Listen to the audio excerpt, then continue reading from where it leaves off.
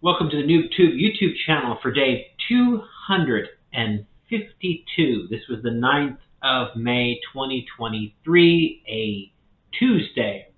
So I did books, I did I Am Academy, and I did insurance calling, and getting over. I'm trying to get caught up with some other tasks. I'm way behind on some other things that I've let go last couple weeks. But I will recover and I will do better. And my gratitude today goes out to the people at Agent Autopilot. They've been really super. I attended a call today, a training call, and they were very responsive. They answered all my questions, spent a lot of time with me. So very grateful for them and for their help. So that's it for day 252. Let me know if you have any comments or questions, and I will talk to you tomorrow.